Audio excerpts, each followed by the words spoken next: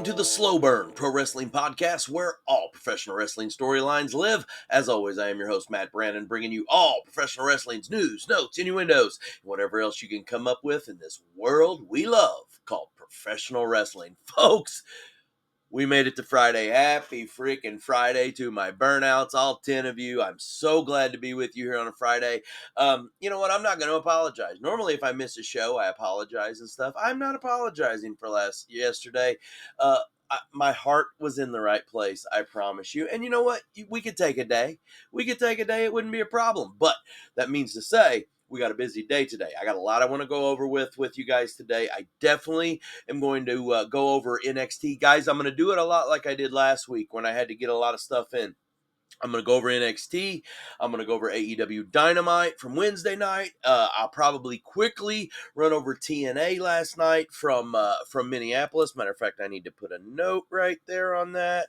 And I'll also go over the preview for tonight's Smackdown. And I got one match I want to talk about tonight on Worlds Collide, where we got WWE and AAA out of Mexico. They're wrestling in Vegas tonight, folks. And I got a special one for that one. I'm not going to go over the whole card because, to be honest with you, I didn't do enough of my homework on it. I know kind of who's what and who we're going to get. Got a lot of WWE stars going, but I can't give you a full card on it. But I can give you a little bit. I can, and I will, all right? So, with that said, as I fix my microphone once again, because I just can't keep from hitting it all the damn time, let's talk about NXT, guys. NXT was fantastic, by the way.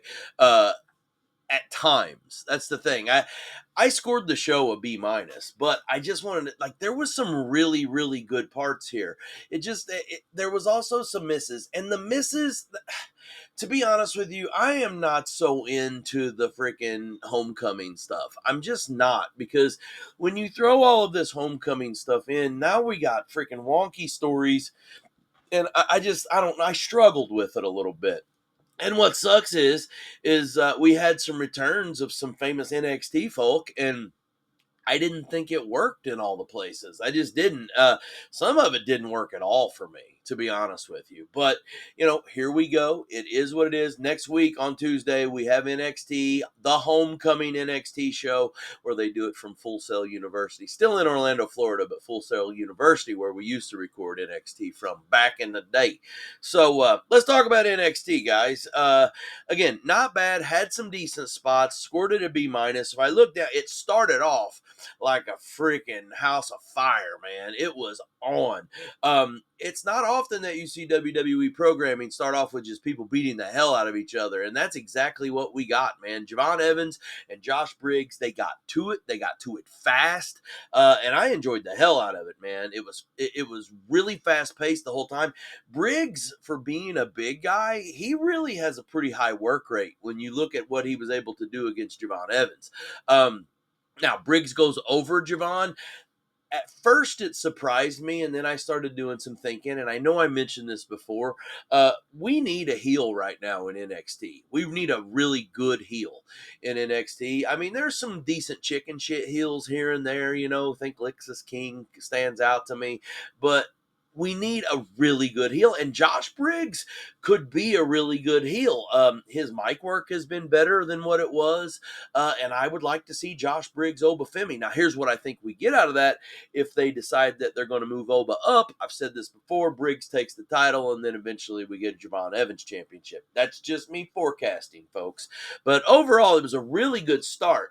And then we go from a really good start to wonkiness as we DIYs in the ring. Trick comes out. Next thing you know, Mello comes out, and they're going to have a tag match. But Mello ends up pissed at Trick, too.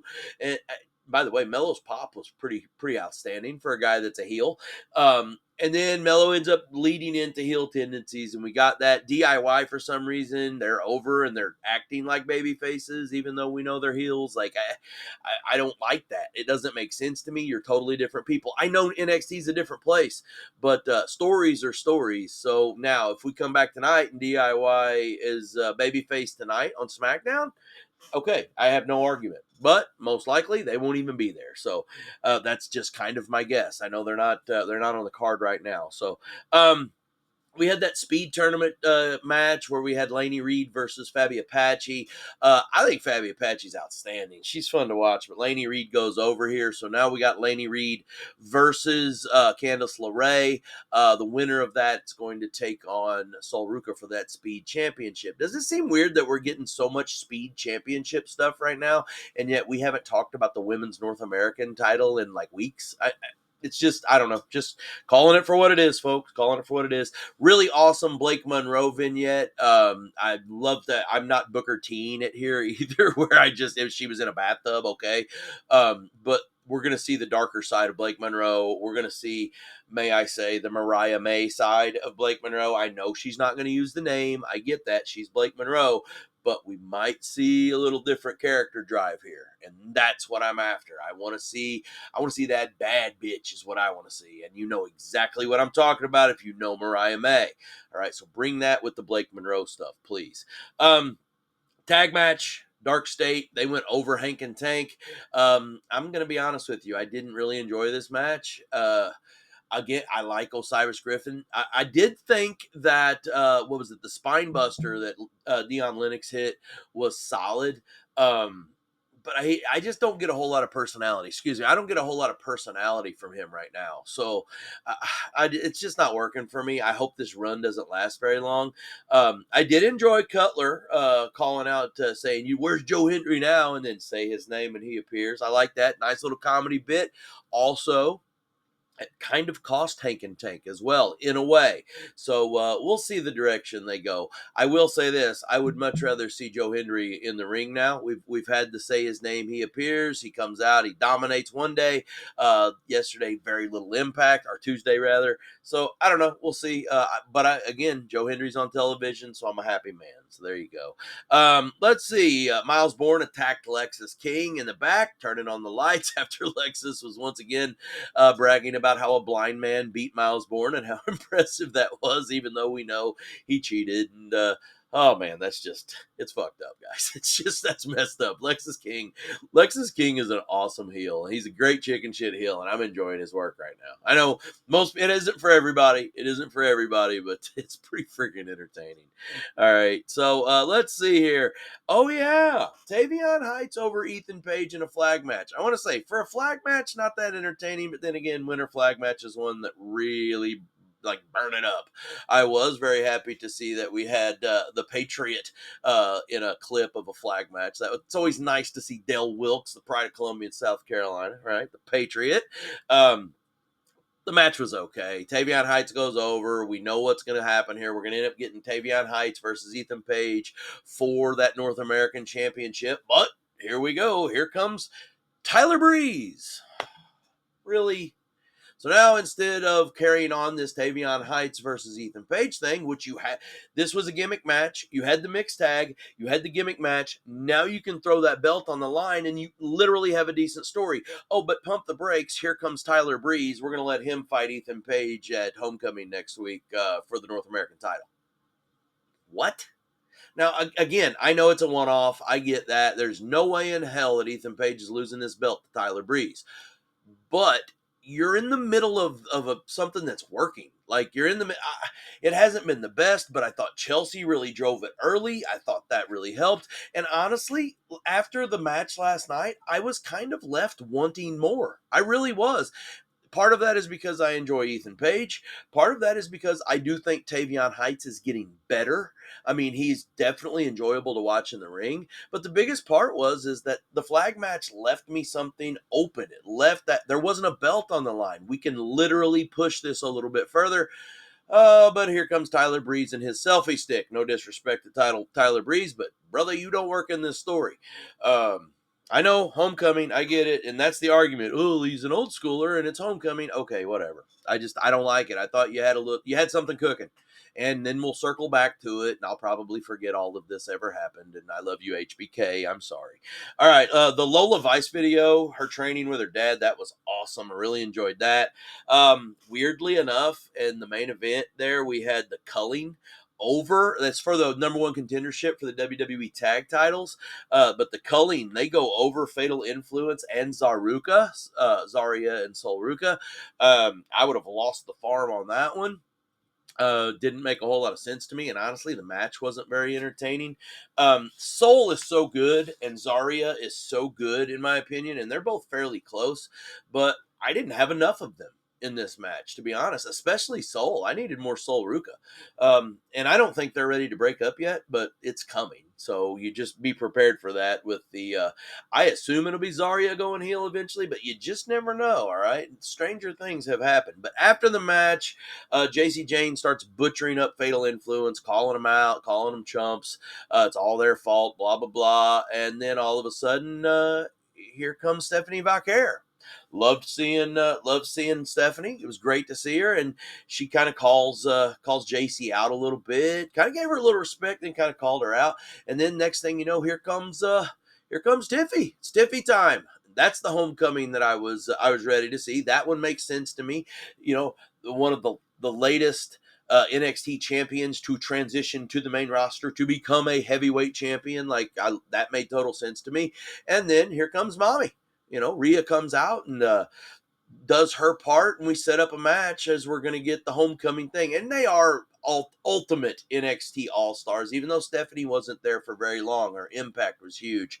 But we'll get that that six-man tag match coming up. So we know we're going to get the WWE main roster ladies, and Rhea, Tiffy, and Steph are going to take on Fatal Influence. So we'll see what happens. Again, B- show, B- show. Tell you what wasn't a B- show, and that was AEW Dynamite racking in an A- here live from the ECW arena. I'm sorry, the 2300 arena. By the way, the freaking throwbacks and the tributes to ECW on this one they were great. All of it was pretty good, with the exception of the FTR. They tried. It's just different crowds, different times. You got to do what you got to do. But anyway, we started. This, by the way, was the last Dynamite of the residency that they've had at the ECW arena. Damn, that sucks. Like that, it's been really enjoyable. Matter of fact, last night's crowd might have been as hot as any of them that they've had. So, really well done. I'm gonna hate to see you go, but I love to watch you leave. There you go. We opened things up with Bryan Danielson. We had already got the news that he's going to be on full-time commentary now on Dynamite, so they introduce him. He takes the commentary role, and just to give it what it is, guys, he's good. He's very good. I enjoy it. He'll get better as well, but the initial start of it, I enjoyed him on the PLEs that he's done with. I'm sorry, pay-per-views that he's done with. But this one, I like it. I like his expertise. I like how he can call out the holds. I also like his humor side of it. I thought it was really good. At one point he told Don Cal, he said, "Yeah, you don't know because you weren't any good," and that's totally joking, and that's Bryan Danielson. So I loved it. Speaking of which, of Don Callis, wrestling wise, we started off with Hangman Page. He goes over Josh Alexander in an absolute banger. All right, hell of a match, hard hitting match. I forget, we haven't had a lot of Josh Alexander since he's came over on AEW from TNA. It's been kind of slow going in a way. You forget how damn good Josh Alexander is. The walking weapon can freaking go, and he can go with anybody. He put on a suplex clinic in that match. Hanger goes over. You knew this was going to happen. Don Callis on commentary going back and forth with Bryan Danielson was lovely, by the way. After the match is over, Hanger wins this thing in a tough fought battle. Out comes Kyle Fletcher. The crowd chants "No socks" or "Where's your socks?" I love that shit. And basically, we get set up for All Out, and we're going to get Hangman Adam Page versus Kyle Fletcher. And Kyle Fletcher tries to become a two-man champion. Also onto this, Kyle agrees to the terms of Hangman, saying that the Don Callis family has to stay in the back. So he wants to do it on his own. Kyle Fletcher isn't going to win this match, but his time's coming, and he gets better and better on the mic, every aspect of the game.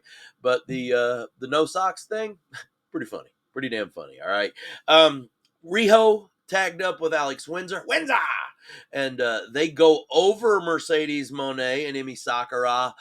Nice to see Miss Sakura, a freaking Japanese legend, over wrestling with AEW. This match sucked, by the way, but it was nice to see Emi. Honestly, this match was this brought this whole show. This show was really good. So I think that sometimes when you have everything that's so good, when something is a little off, you can really tell it's off. And that's what I got last night out of that. Mercedes looked fantastic as she always does. I thought Alex Windsor looked really good, but man, Rio was not on point. Her timing was very off. I don't know if that's ring rust. I mean, it may be, but that match was not enjoyable. And that's one of the first bad matches that I've seen that involved Mercedes Moné in a very long time. So I don't know. I know we're getting Riho and Mercedes coming up at All Out. I get that, but damn it, I wish it was Alex Windsor and Mercedes again. That's what I wish, because I think the Rio thing could be sloppy. Now, with that said, Mercedes is Mercedes, so we can always come out with something. She can make people look fantastic, and maybe it was just an off night for Riho. So we shall see, but that's how that one went down. Riho and Windsor, by the way, get the win, which was also surprising. FTR, they come out. Basically, it's a highlight package of FTR, and then they start doing their ECW tributes where they want to fight fans. They push down a cameraman. It was supposed to strike up ECW chaos. It didn't work. It didn't. It wasn't very good. I would have rather have had a confrontation with someone. I would have rather have had a promo battle with one at the ramp and one in the ring with Edge and Christian. Like this, Cope and Christian. This just didn't work. It didn't. And that's what kind of sucked is I thought the Rio stuff was a little lackluster. And then I thought I understood what they were trying to do here, what they were trying to convey, but it just wasn't good. I don't know. Sometimes the action towards fans anymore, it sometimes seems forced. And the other time is when I see the fan really going back, what's the first thing I think? He's a plant. And I do, and I don't know. It came off a little bit that way to me last night. Now we get back onto the good side of things as Ricochet says he wants to meet up with somebody in the ring, and Shelton Benjamin says he's got it. This Hurt Syndicate versus, I guess they're going to call the Demand is what they're going by, I guess. I don't know. But it's Ricochet and GOA, the Gates of Agony. And Shelton says he's got it. The gold standard is going to take on Ricochet here. This was fucking good. Shelton Benjamin is a special damn kind of athlete. I don't if you've not seen Shelton Benjamin and the athletic specimen that he is, the things that he can do in the ring, I mean, he is just the dude. It's been a while since you thought about it because he hasn't wrestled a singles match in so long. It just weirdly enough when you continuously watch him go, fantastic. Also, Ricochet shined last night in that thing as well. I thought that the match was outstanding. It really was. It's not the best match of the night. It was just as good as Hangman and Alexander, but there's better coming, people. There is better coming. But I thought this was good. The whole agreement was that everybody would stay in the back. The Hurt Syndicate stayed in the back. GOA did not stay in the back. It cost Shelton the win. I did like how instead of the chant of "We hurt people," since you have Shelton and Ricochet in there, and let's just call it what it is. We bald people. We bald people. So I like that. I thought it was good. You got to own it, people. You got to fucking own it. Hook, he comes up after this. We got a little vignette with him. It was decent. He shows his respect for Samoa Joe. Said he appreciates him understanding the anger, and him and Samoa Joe, it seemed like they're cool. He's glad that he said, I appreciate the fact that you'll always have my back, but I have some new friends, and I'm interested. I'm perked, let's say. We'll see who this could be. This might be good. And off the top of my head, nothing really comes to my mind. Now, I know there's some people that haven't been around for a while, so we'll see the direction that goes, guys. Then comes the match. We had a Philadelphia street fight between Tony Storm and Sky Blue, and this was an ECW tribute to the beginning, or from the beginning to the end. I mean, if you don't, everybody knows how I am very partial on this. This will probably be match of the week. I will be very surprised if it's not, but I guarantee you I'm going to talk about it for it.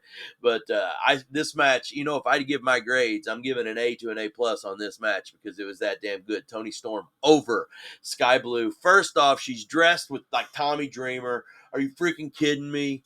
Are you freaking kidding me, Tony? We got the kendo stick. I'm sorry. The Singapore cane, because it's EC Dub, baby. And she shows, the camera comes in on it. And it's autographed by Sandman. The only thing that would have been better is if she'd have took a freaking Budweiser and smashed it on her head and got color the hard way. That would have been so freaking good. We had a freaking table with mouse traps. Oh, Tony takes the Singapore cane, jumps in the ring. She's playing it as a guitar. Hello, New Jack. I mean, are you freaking serious? This whole thing, I love this damn match. It was so good. They did not miss. They did not miss. Sky Blue, she showed here. She did. Now, I want to say it had some cringe. It definitely had some cringe. There were some staples going in places that staples aren't supposed to go unless you have surgery.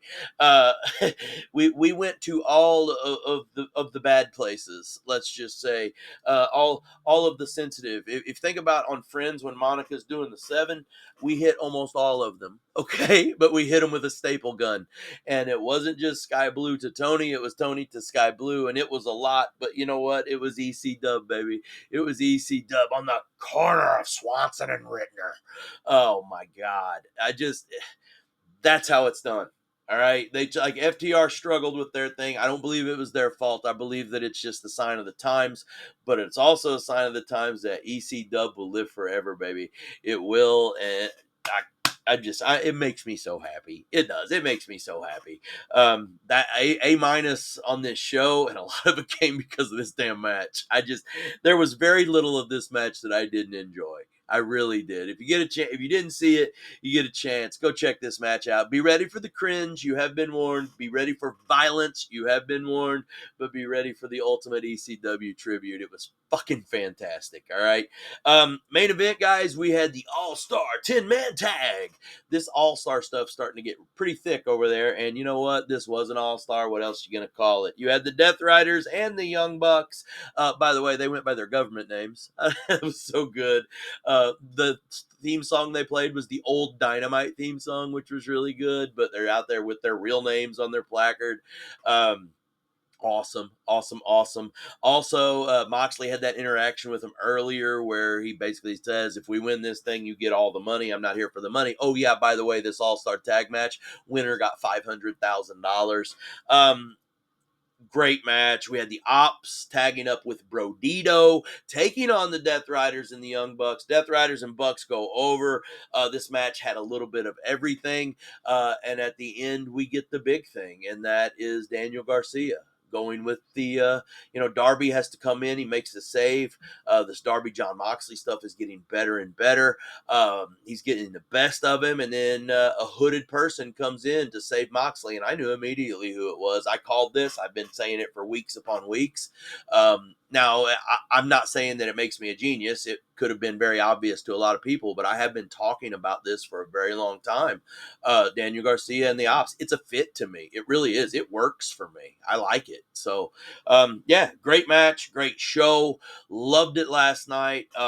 Or Wednesday night, rather. A minus on the show. It's going to be a lot, but we got a lot to go still this weekend, right? Because we still have Smackdown tonight, along with Worlds Collide tonight, along with Collision on Saturday. So we still have stuff. Speaking of other shows, TNA, I scored it a B minus. It was in Minneapolis. I'll go over some of it. I'm not going to give a lot of detail here. Moose went over AJ Francis. Hell of a match. Matter of fact, I need to put some marks on that because that match was fantastic. Moose does things that very few big men can do, and I love him. And AJ Francis is better. All right, AJ Francis. I didn't care for him when he was top dollar. I didn't, and I'm liking AJ Francis right now. So, Joe Hendry over Travis Williams of the Northern Armory. Eric Young loses his freaking mind afterwards and pile drives the Travis Williams and Judas Icarus like 4 times apiece. So that was interesting. Great match for the number 1 contendership for the X Division title. Myron Reed actually got the win over his Rascals teammates. Trey Miguel was back. Great to see him and Zachary Wentz. Also Jake something in that match. Guy's a freaking monster. The Elegance brand had a winning night as Heather went over, as did M. And then our main event, guys, we had the Nemeth, Nick and Ryan Nemeth. They go over Eddie Edwards and our man Brian Myers, almost said Kurt Hawkins, and our man Brian Myers from the system with a little bit of cheating, right? Now we know we're going to get the Nemesis and the Hardys coming up again. Probably going to get that right around the corner at Victory Road, because we know at Bound for Glory we're getting the Hardys versus Team 3D, baby. I cannot wait for that. All right, so decent day, B- on that. All right, guys, let's talk about SmackDown real quick tonight.